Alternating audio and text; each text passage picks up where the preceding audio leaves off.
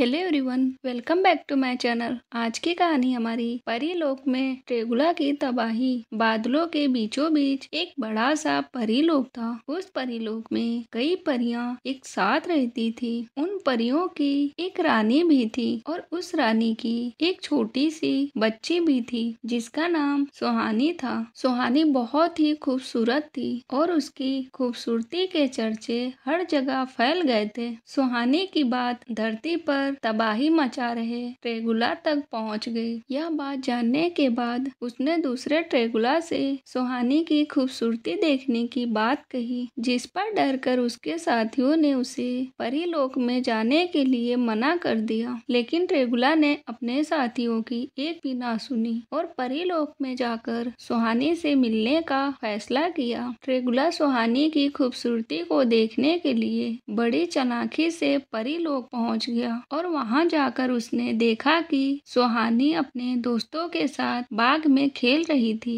सुहानी की खूबसूरती देखकर ट्रेगुला मोहित हो गया और उसने सुहानी को अपना कैदी बनाकर धरती लोक पर ले जाने का फैसला कर लिया। वह सुहानी का अपहरण करने के लिए सोचने लगा। ट्रेगुला रोज परीलोक के बाहर सुहानी का आने का इंतजार करने लगा। जैसे ही वह परीलोक से निकलेगी, ट्रेगुला उसे अपने साथ धरती पर ले जाएगा। एक दिन ट्रेगुला को मौका मिल ही गया। सुहानी मौसम का लुत्फ उठाने अपने दोस्तों के साथ परीलोक से बाहर निकल गई। उसके बाहर निकलते ही ट्रेगुला उसका पीछा करने लगा। सुहानी और उसकी सहेलियां काफी दूर तक निकल गईं। चलते चलते जब सब थक गए तो वह सारे एक बड़े से बरगद के नीचे बैठ गए। मौका पाते ही ट्रेगुला वहां पहुंच गया। ट्रेगुला को देखकर सारी परियां डर गईं। तभी ट्रेगुला बोला, तुम कितनी सुंदर हो सुहानी, मैं चाह कर भी तुम्हारे बारे में सोचना नहीं छोड़ सकता। क्या तुम मेरे साथ चलोगी? ट्रेगुला के मुंह से ऐसे शब्द सुनकर सुहानी को बहुत गुस्सा आया और उसने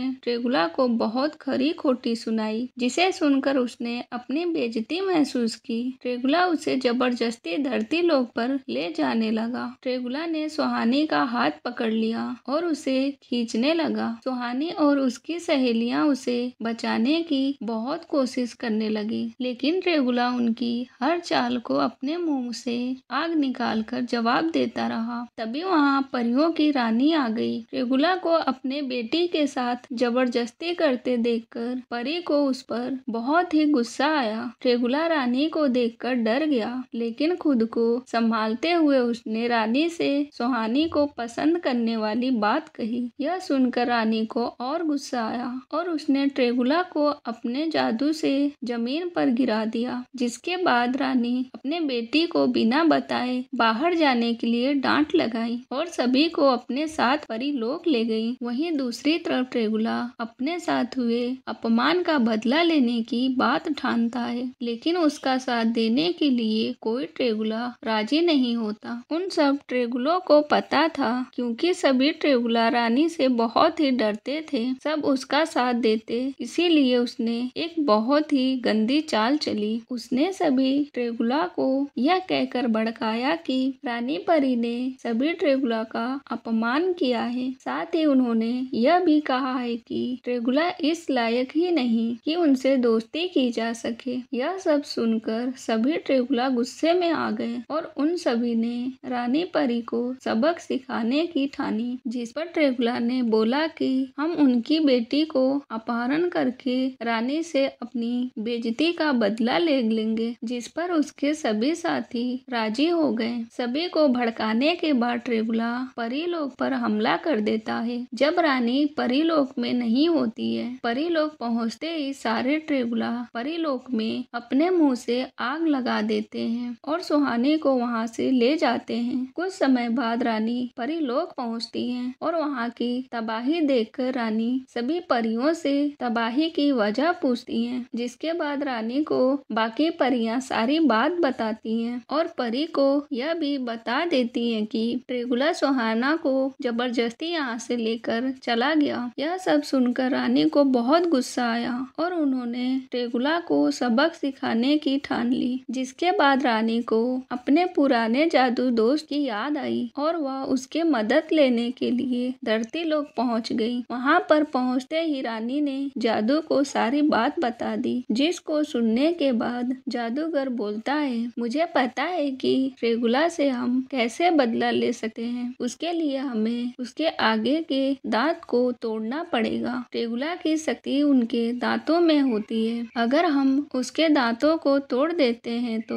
उसकी शक्तियाँ वही खत्म हो जाएगी। उपाय सुनकर रानी को बहुत ही खुशी हुई, लेकिन वह यह समझ नहीं पा रही थी कि ट्रेगुला के दांत तोड़े कैसे जाएं। जिस पर उसके दोस्त जादूगर ने बोला कि वह सब कुछ संभाल लेगा। अगले ही दिन जादूगर अपने भेष बदलकर साधु भेष में आ गया। ट्रेगुला और उसके साथियों के पास पहुंच गया। ट्रेगुला को अपने बस में करने के लिए जादूगर ने सभी को अपनी बातों में फंसाना शुरू कर दिया। उसने सभी को सुहानी को कैद में करने के लिए शाबाशी दी और यह भी कहा कि उन सभी ने रानी के साथ जो भी किया वह अच्छा किया, जिस पर सभी ट्रेगुला जादूगर पर विश्वास कर लेते हैं। जिसका एहसास होते ही जादूगर ने ट्रेगुला से बोला, मैं तुम लोगों से बहुत ही खुश हुआ हूँ, क्या मैं तुम्हें एक तोहफा दे सकता हूँ? ट्रेगुला बोला, क्या है तोहफे में? साधु बोला, मैं तुम लोगों के लिए यह जादुई लड्डू लाया हूँ, जिसे खाकर तुम लोगों की शक्ति दुगना हो जाएगी और तुम लोग इस पूरी धरती पर राज कर पाओगे। यह सुनकर सभी ने लड्डू खाने की बात पर हाँ कर दिया, जिस पर जादूगर ने एक शर्त रखी।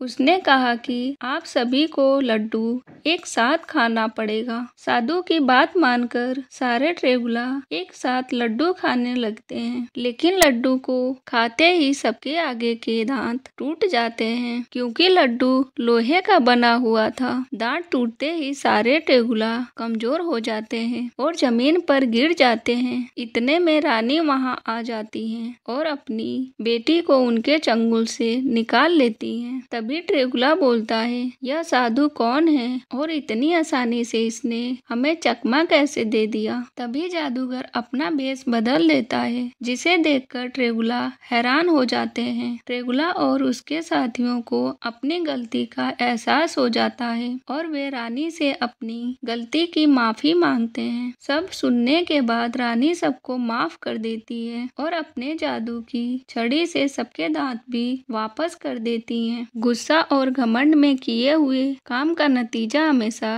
बुरा ही होता है। हेलो, आज की कहानी कैसी लगी? पसंद आई हो तो प्लीज मेरे चैनल को सब्सक्राइब करें। बाय।